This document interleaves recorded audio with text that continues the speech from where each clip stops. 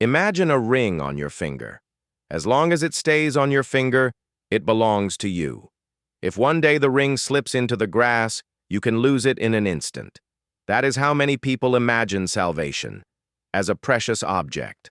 Some fear dropping it, others are convinced it cannot be lost. These arguments have gone on for centuries. But Jesus was not talking about a ring. He was talking about a road. You cannot put a road in your pocket. You cannot receive it once and carry it with you for life. You can only walk it. In Jesus' words, it is almost impossible to find a finish line on earth. He does not say, reach this place and the journey will be over. On the contrary, his words constantly call people back to movement. Follow me, abide, keep watch, bear fruit. All of this sounds less like the handing over of a reward than like an invitation to take the next step. The road exists while it is walked. Salvation has a different meaning. Not, has a person lost salvation, but does he continue to walk? If the traveler stops, the road does not disappear. It still lies ahead of him. He himself has stopped moving. That is the remarkable freedom of Jesus' teaching. A ring can be lost by accident. One clumsy move and it's gone. You cannot lose the road by accident. You cannot wake up one morning and find that you accidentally stopped walking the night before. This happens gradually. First, the desire to move fades, then the striving for truth weakens, and finally the heart becomes content with the place where it once decided to stop. But even stopping is rarely final. As long as a person is alive, the road remains before him. The next step can be taken in a day, a year, or decades. That is why Jesus' way seems far more humane than a constant fear of someday losing something forever. It isn't a question of losing a valuable object, but of continuing or ceasing the journey. And that choice a person makes not by accident, but with his whole life. Interestingly, the idea of an endless path of development has long appeared in esotericism. It grasped an important truth. Human development never ends.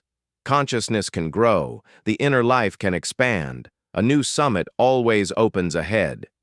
In this regard, esotericism perceived something very deep. Yet a simple question arises. If one walks endlessly, where does this road lead? When development becomes an end in itself, it begins to resemble a ladder set against the void.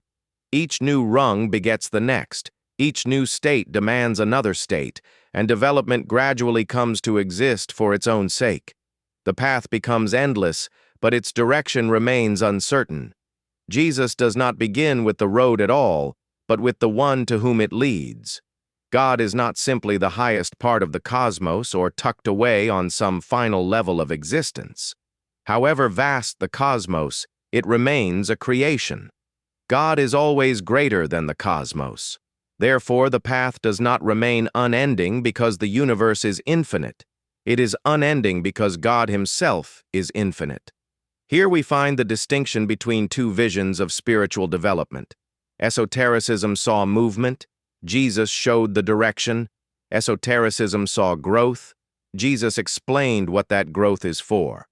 Esotericism learned to look inside the person, while Jesus invited people to lift their gaze beyond the person, to the source of all life. So an endless path is not the final idea. It is only the beginning. The real question is not how far someone has progressed, but whom they are going toward. As long as the answer is God, the road will never turn into an endless running in circles. Each new step will open not merely a new level of consciousness, but a new depth of the one who first became the reason for the path itself. Perhaps this is the chief difference in Jesus' teaching. Infinity is born not from the infinity of the road, but from the infinity of God.